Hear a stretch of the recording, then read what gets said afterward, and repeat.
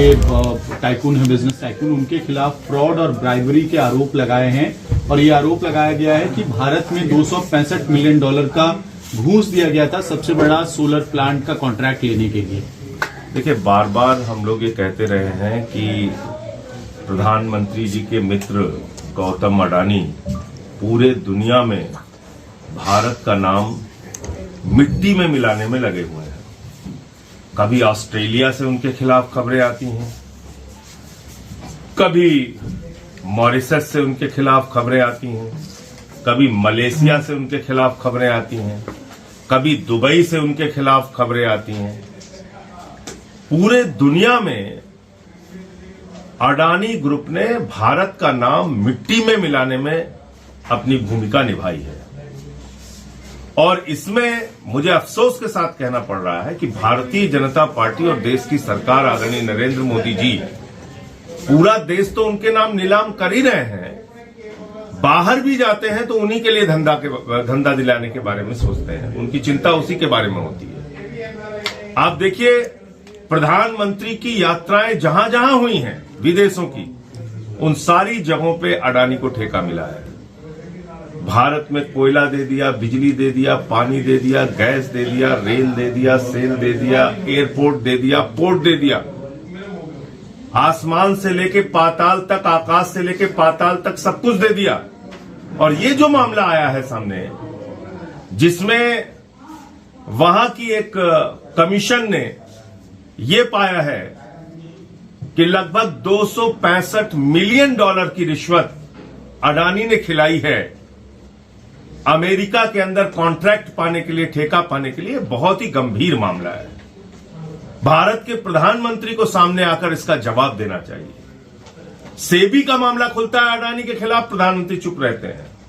Hindenburg का मामला खुलता है, प्रधानमंत्री चुप रहते हैं। और अब तो उनके बहुत ही प्यारे दोस्त ट्रंप की सरकार है अमेरिका में, उस सरकार में भी अडानी के खिलाफ यह मामला सामने आया है। प्रधानमंत्री को सामने आकर बताना चाहिए, आपने एक ऐसी कंपनी को प्रमोट किया, एक ऐसी कंपनी को बढ़ावा दिया जो पूरी दुनिया में भारत का नाम मिट्टी में मिला रहा है। तो मैं समझता हूं कि अडानी के खिलाफ जितने भी मामले अब तक के पेंडिंग हैं, सबकी जांच सुप्रीम कोर्ट की मॉनिटरिंग में एक जांच एजेंसी के द्वारा कराई जानी चाहिए और जो भी भ्रष्टाचार उन्होंने कर रखा है देश के अंदर और देश के बाहर, उसका सच देश के सामने आना चाहिए और उनके खिलाफ कार्रवाई होनी चाहिए। इसके जेपीसी या पार्लियामेंट की भी किसी कमेटी की आप लोग मांग करने वाले विपक्ष? अब वो हम लोग विपक्ष के लोग जब अभी पार्लियामेंट शुरू हो रहा है उस पर बैठक करके आगे की रणनीति तय करेंगे।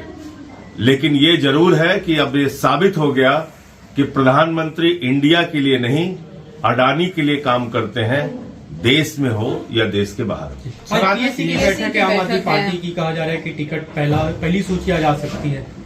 आज अभी चर्चा विचार विमर्श होगा और उसके बाद जो फैसला होगा आपको बताया जाएगा। क्या आप लोग उस पर क्या मतलब रणनीति रहेगी टिकट वितरण को लेकर के, क्योंकि बहुत सारे लोग पार्टी। देखिए, आज की पॉलिटिकल अफेयर्स कमेटी में जो भी चर्चा होगी उसकी आधिकारिक सूचना मीटिंग खत्म होने के बाद आप लोगों को दी जाएगी।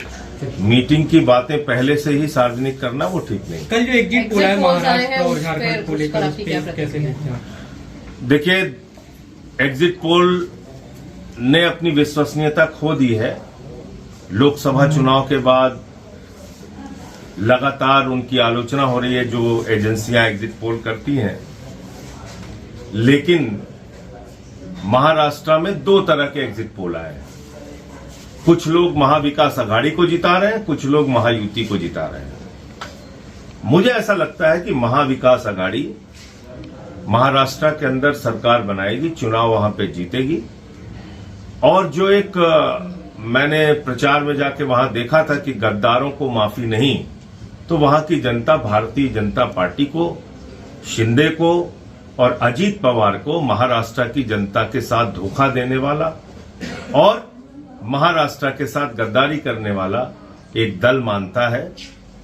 2 लाख करोड़ रुपए की योजनाएं महाराष्ट्र से गुजरात गई हैं, उसको लेकर भी वहां पे विरोध था। सर, जेपीसी को लेकर ये कहा जा रहा है कि आखिरी बैठक हो सकती है और 1 हफ्ते बाद जो है वो अपनी रिपोर्ट। अरे भाई, अभी तो 700 पन्नों की मिनिस्ट्री की रिपोर्ट पे चर्चा करना ही बाकी है।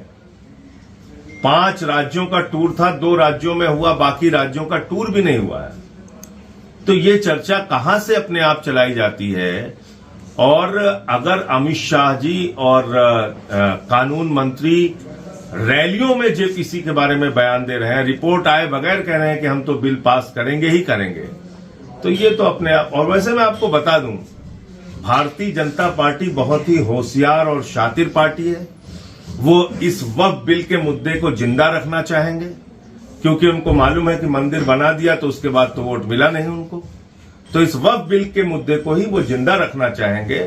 वो चाहेंगे कि इस पे रोज वो राजनीति करते रहें, और इसलिए वो पास करने की हड़बड़ी अपनी ओर से नहीं दिखाएंगे, ऐसा मुझे लगता है।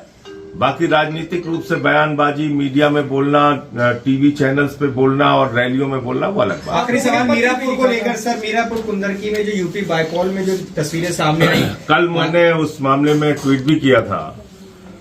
लोकतंत्र की जिस प्रकार की तस्वीर कल आई है वो बहुत ही भयावह है।